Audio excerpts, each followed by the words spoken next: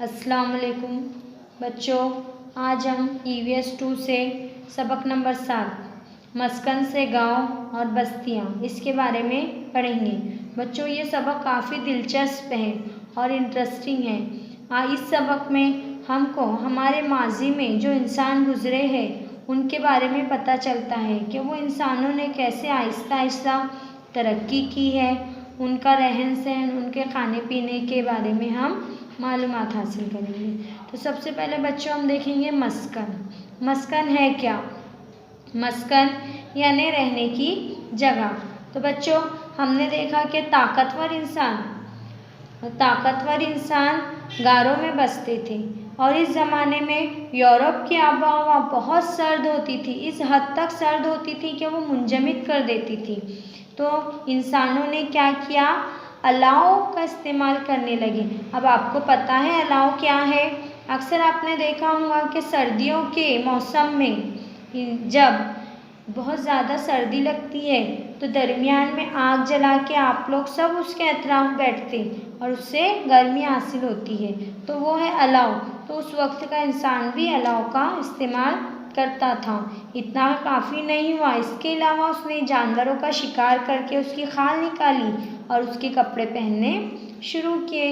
इतना भी काफ़ी नहीं हुआ तो जो गारें होती है, गार आप लोग ने देखा है जब हम कहीं जाते हैं गाँव वगैरह, तो जो पहाड़ आता है उसके अंदर एक सुरंग जैसी होती है और वो गार कहलाती है। तो वो लोग गारों में रहने लगे। तो इस तरह बच्चों, उन्होंने गारों के अंदरूनी हिस्सों में जानवरों की खालों से गर्म खैमे बनाते थे और ज़रूरत के मुताबिक बच्चों उन्होंने खुली जगह में भी झोपड़ियाँ बनाई और उसमें रहने लगे। अब हम देखेंगे आरजी खैमाज़नी। आरजी खैमाज़नी है क्या? पत्थर के वस्ती ज़माने के अक्लमंद इंसान ग्रोह में रहने लगे थे और ग्रोह में रहने के साथ साथ उन्होंने बस्तियाँ बसानी शुरू कर दी थी।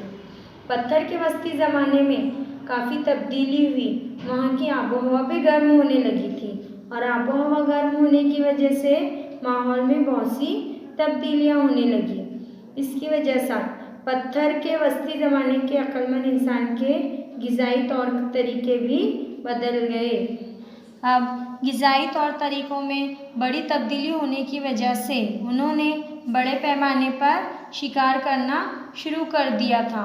माहौल की इस तब्दीली की वजह से पत्थर के वस्ती ज़माने तक मैमूथ जैसे इंतहाई बड़े डेढ़ जानदार निस्तो नाबूद होने लगे थे। इतना ही नहीं बच्चों, अक्लमंद इंसान ने शिकार के साथ साथ बड़े पैमाने पर माहीगिरी भी करनी शुरू कर दी थी। अब बच्चों, इनकी ग़िज़ा का इन्हिसार जंगली सूअर, हिरन, पहाड़ी और भेड़ों जैसे छोटे जानवरों का शिकार करने लगे थे। बदले हुए ग़िज़ाई तरीके की वजह से अक्लमंद इंसान अब ग्रोह में रहना शुरू कर दिया था और बच्चों, ग्रोह में रहने के साथ साथ वो दूर दराज मुल्कों तक भटकने लगे थे। बदलती हुई आबोहवा के मुताबिक वो अलग अलग मकामात पर आर्जी तौर पर बस्ती बनाकर रहते थे। तरह तरह की आबोहवा के लिहाज से वो फसल की कटाई, फलों और जड़ी बूटियों की ज़ख़ीरा अंदोज़ी भी करने लगे थे। मछलियाँ किस मौसम में बाफ़रात दस्तयाब होंगी, इसकी मालूमात अब उनको हासिल हो गई थी और वो उससे भरपूर फ़ायदा उठाते थे। किस मकाम पर ज़्यादा शिकार मिलेगा, इसका वो मुशाहिदा करते थे। इन वजह की बिना पर वो एक मकाम पर लंबे अरसे तक क़याम करने लगे थे। जंगल के दरख्तों की कटाई से खाली होने वाली जगहों पर आर्जी तौर पर खैमे नस्ब करते थे। इस तरह बच्चों, उन्होंने आर्जी खैमाज़नी शुरू करी। अब हम सबक का तीसरा हिस्सा गांव और बस्तियां देखेंगे।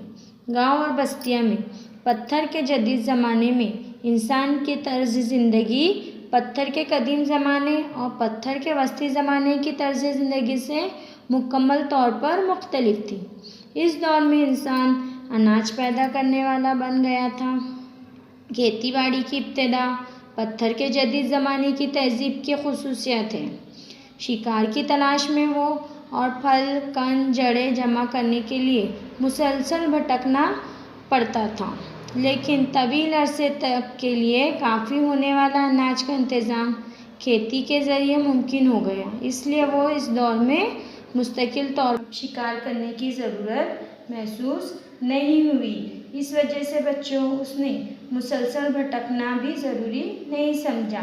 اس کے علاوہ پتھر کے زمانے کا انسان اب کھیتی باڑی کے کام کرنے لگا۔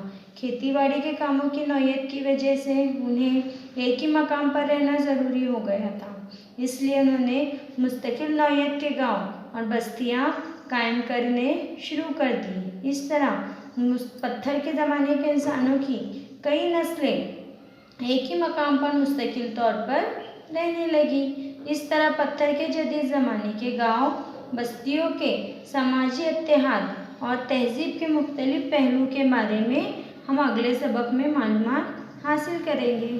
امید ہے بچوں آپ لوگ کو میرا یہ ویڈیو بہت پسند آیا ہوگا۔ نیکسٹ ویڈیو میں ہم اس سبق کے سوال جواب لکھیں گے۔